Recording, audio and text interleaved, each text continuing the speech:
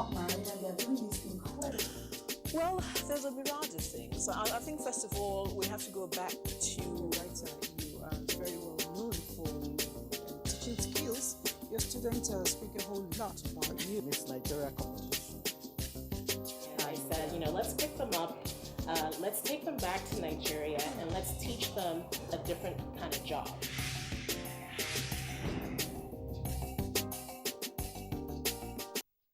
Hello, it's nice to have you join us again on this program, The Woman, where we bring you women who are making marks, cutting edges and smoothing the very rough surfaces just to bring peace for the whole world. Today, I have another personality who is doing just that. She's been on this set before, and that's quite a long time. And as we do, we try to keep abreast of what is happening in the lives of our guests. She's been able to, pick another feather, add it to herself. We'll get to talk about that and what she's doing when we return. And of course, I will be showcasing my guests. Don't go away. My name is Elizabeth Abai. I don't think in gender boxes at all. I just get on with it. A man that would dare to ask the wife, who do you think you are? That is a real man. In fact, our husbands are our firstborns. The husband needs more attention than even the children. It's not only about work, it's not only about family. They need to take the time to look after themselves, and we don't. We don't do that. They took my money. I paid every fees. I never asked to be hoisted as a governor. I wanted to be allowed to go out there and contest for the position of governorship candidate first. There's nothing greater than looking back and seeing that while you were aspiring, you were able to inspire others. Empowered to women. Yes, we need to have more women, more multitaskers around Nigeria to get Nigeria working. Definitely.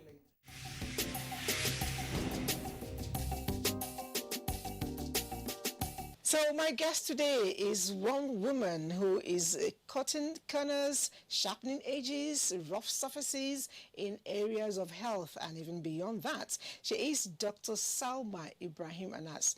And if you recall, when I had her first, I told you that she did almost the undoable in Maiduguri, during the time of Boko Haram, when she was Commissioner of Health in that state.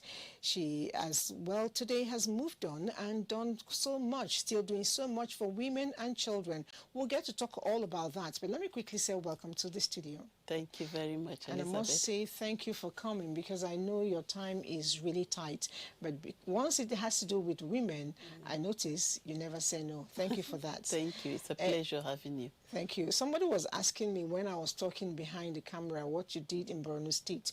I tried to share a bit of the experience, but I'm not sure. It's always better when it's coming from the horse's mouth. I know you did something, people are still talking about it today. You want to share it with us? Yes, the time I was in Borno between 2011 to 2015 as the Commissioner of Health, that was the peak of the crisis of the insurgency of the Boko Haram. And that was the time that we saw the impact on people, especially vulnerable people, women and children. We had the massive displacement of women. We had the abductions of young people. So we had to quickly organize health services for the people because the need was great, was there.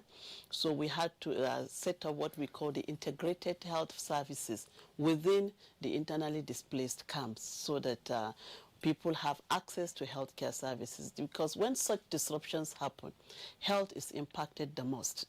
And then you see the weaknesses in health services, increasing burden of diseases, and deaths happen. So we're able to organize that. But I think one most important thing I did that time, because women and girls were most affected, we were able to set up a psychosocial counseling for traumatized women and children, and also try to identify young women that have been abused sexually by the insurgents, and also some other people that took advantage of the situation to abuse women. So we set up such a counseling safe spaces for women and girls that were abused. So for me, it was a great experience, and it was a great learning period for me, because this was the first time I was confronted in my life with humanitarian crisis.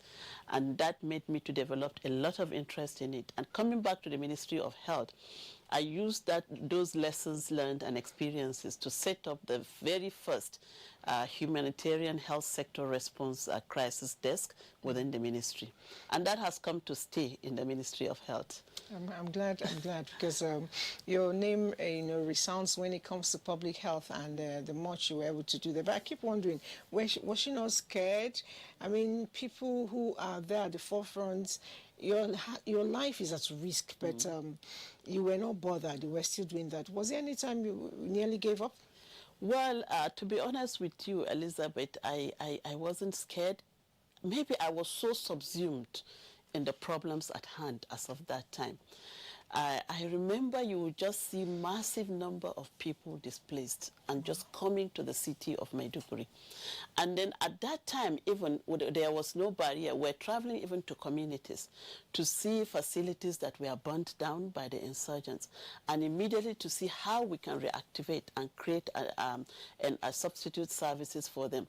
So actually, I was so subsumed in the work, trying to see how we can save the lives of women. And then in that scenario, you can also see women that were pregnant. Wow. Some had miscarriages. Some were so traumatized. So it was, I think we give glory to Almighty God for the protection He provided to us as of that time. But honestly, we're not mindful of where we were, but to ensure that we save lives of women and also children that were so distressed at that time. Congratulations. And I know that even after you're gone, a lot of work is still going on.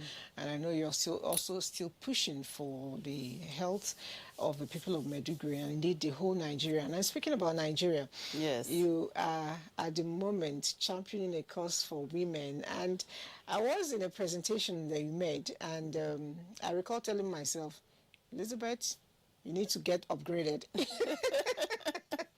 You were talking about family planning, and yes. I found out I didn't know so much. One of the things you said that got me thinking was that a woman actually had, 11 children? And when you got talking with her, she said, well, I don't have too many. My co-wives had 18, 17. Yeah. Was that story real? It's a real story. That is the reality.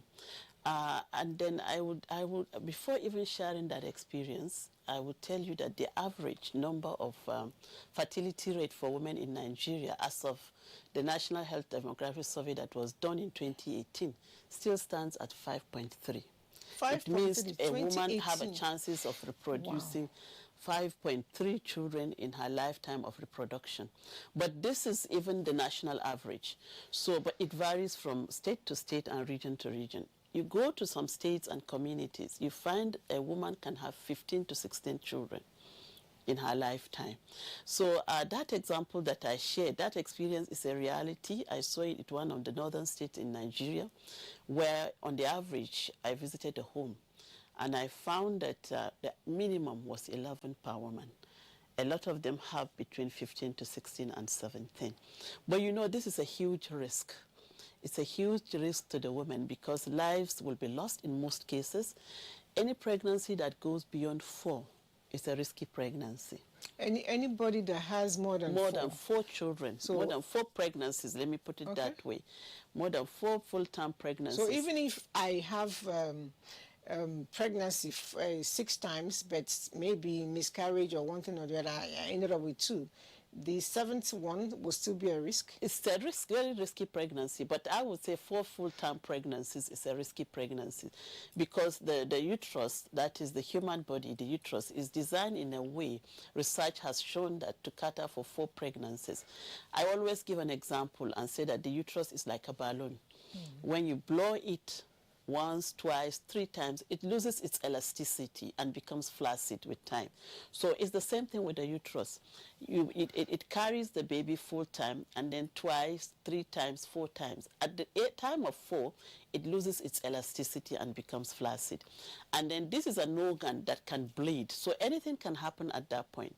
The bleeding can increase, and very difficult to contract the uterus and control the bleeding, which is one of the most common causes of maternal death. And then secondly, the uterus can also burst because it has lost that elasticity.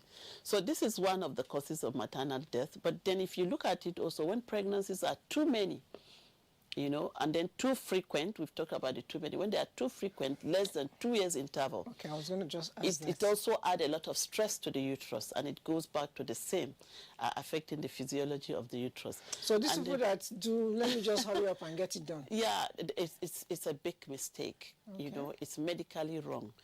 The minimum you can give a uterus to rest is 2 years before it refreshes, it regains its strength, and also the mother's strength and immunity. And I'd like to get it right. 2 years means if I have a baby now, I don't need to get pregnant until after 2 years, or I have a baby now and wait for 1 year, then get pregnant. Until after 2 years from the delivery of the first baby. Oh, so that is the minimum. We encourage, that is the minimum. We encourage even much more than that, but that is the minimum.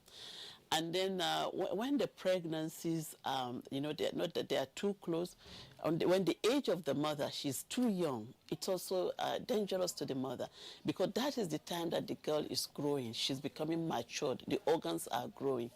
And then so what is the right age for a lady to get pregnant? The minimum age we always advocate is 18 years. Okay, so once you're above 18 18 years and above, that is the minimum age of pregnancy. And the maximum. And then when you are too old, it's also very dangerous to you. So we encourage pregnancies to happen, the best of pregnancies, before the age of 27 years old.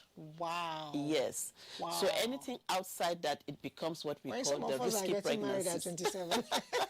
Yeah, there are peculiar cases, and then a medical expert will have to handle it carefully. That is why you need the antenatal care, a supervised delivery by a skilled birth attendant, and also a very effective and quality postpartum care. So these are the issues. So going back to the issue of family planning that you raised, family planning is a lifesaver, I will put it that way, because it protects the woman from getting pregnancies, and all the issues around the 4 risky pregnancies we talk about, it can be controlled by the use of family planning services and commodities that are readily available. So when we talk about family planning, of which most of people prefer to call it child spacing, or healthy timing and spacing of pregnancy, it allows the woman to have time to take care of herself, give her enough interval of 2 years at least to space the children. So it has been proven beyond reasonable doubt that a woman that uses family planning have a healthier life, and also improved child survival for the children, and the overall family well-being is much better, because she will have much more time to take care of herself and also take care of the children. So this is what we keep on advocating, the use of family planning. You know, the other thing about family planning is a lot of women actually write on the program asking which is the best, what do I do? Some complain about certain things, which is why some of us do not go into it. We hear when you do this, your belly, you get too fat. When you do this, you have rashes, you know, hot spasm and all that. I don't know. Yeah, you know, Elizabeth, what we always discourage women is thinking that you are the same with another woman. Okay. We are different, and people react differently. So what works for me might not work for you. And the side effect you have, I might not have such high side effect, because our makeup is a bit different. Exactly. So it's very difficult to say that this is the best. The family planning commodities are all great. They are all good. It depends on the individual woman and what works best for her. You know, ranging from even the natural form of family planning, the withdrawal system, and also the use of oral contraceptive pills, the use of the pills. Now we have the implants that we use in the hands, and there are several of them. So it depends on the individual person. And then you have to try it. You have to go through it with a health personnel, and then you have to go through what we call the counseling to prepare you for it before you accept which one you want to use, based on your choice. Okay.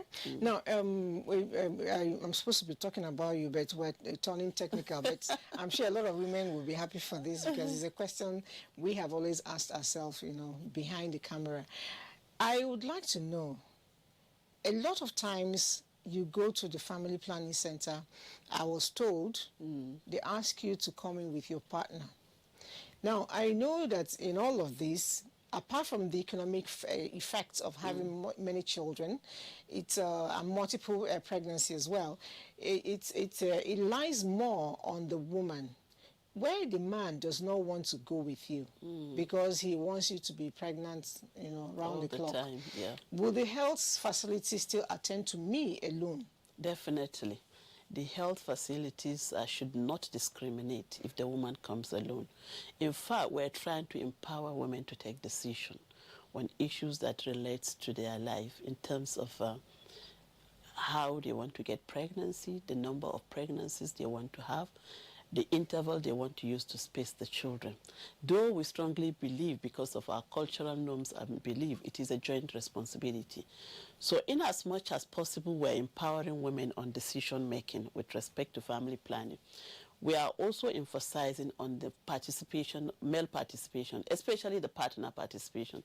And that is why you see we encourage them to come with their partners, so that the partners will also be enlightened to understand the risks that are involved with each of these pregnancies and also delivery.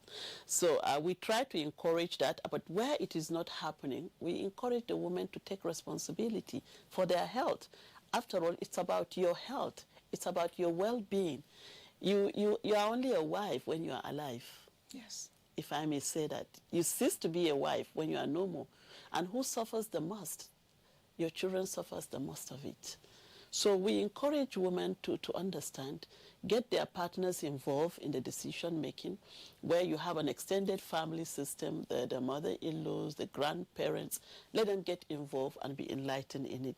So what we try to do is to encourage what we call friendly health facilities that will cater for families, to provide adequate and correct information to enable them make an informed decision as a family. But of course, we are not all the same. So where that does not happen, the woman should not be denied any family planning services. She should be given the right information, adequate information, and enabled to make an informed choice that will work for her, and should be supported with counseling as well. Okay, so this campaign you're carrying on now, I would like to ask, how are women responding to it, especially the rural women? How are they picking up on this? Well, I can tell you it's still quite challenging, though we are making some modest progress. But if you look at it in Nigeria, over the last 20 years, the progress in family planning utilization has been very slow. At the moment, our modern use of family planning is just about 12%.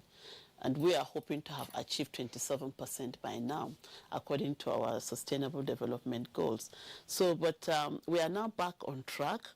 We try to involve, as I said, it's not an individual decision, but a collective decision. We try to involve a lot of religious leaders, community leaders, by giving them information, empowering them with knowledge so that they understand the benefits and then the disadvantages of not using family planning commodities. So that is on the part of the community, which will help also women to be able to uptake family planning services. Then on the other hand also, even the health commodities, we try to ensure that they are made available free at no cost. The government bears the cost of it. Government, in support with our support of our development partners, provide family planning commodities free to people, to women, to beneficiaries, if I may put it that way, at all levels of care.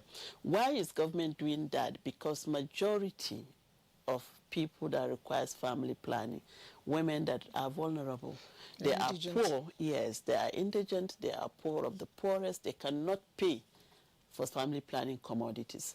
And it is an essential life-saving commodity. So that is why the government of Nigeria adopted the policy to ensure that we provide quality and accessible family planning commodities to women wherever they are, be And it at villages and there's no fear communities. of adulteration, you know how it is. No. So how do I know where to go to?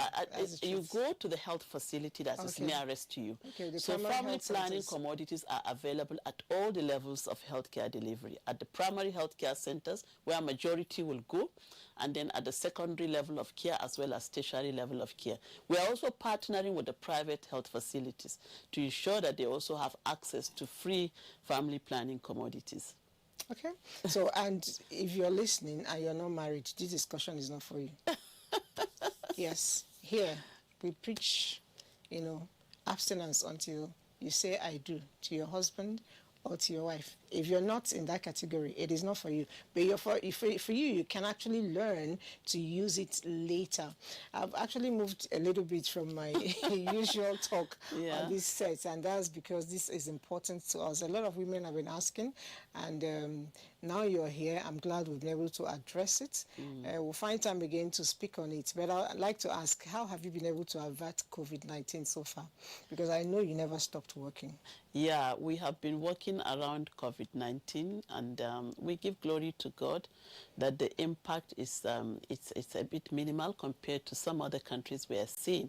That doesn't mean that transmission is still not going on. It's still going on, especially among vulnerable people. But what we have done most importantly is to ensure that we guarantee and sustain essential services despite the COVID-19. If you recall, at the beginning, the first phase of the COVID pandemic last year, from April to June, there were a lot of fear, there were a lot of anxiety, even among health workers, and that affected delivery of essential health services. And what I meant with that is that, of course, services around reproductive, maternal, newborn, and child health, including care of the elderly people, were disrupted. So, and then family planning commodities as well. We have more babies So we coming have on to board. really jumpstart and then ensure that we enlighten, we continue to strengthen the health system to ensure that despite COVID-19, we still have other responsibilities to ensure that we sustain essential health services for the vulnerable populace in the country. Thank you so much. It's been nice having you on the show as always, and our time beats us go, and we must do that. But I must say, keep up the good work. We've been speaking with the specialist in public health whose concern is deep in areas of women, maternity, children, elderly, just as you heard her. And whatever is what, you just heard it, having number of children at the end of the day does not help us. Children are like visitors in our home. What is important is your companionship, and you need to be alive to keep that companionship with you, with your partner. Do join us again next week. Until then, I'll just bid you to be good citizens of Nigeria. Bye.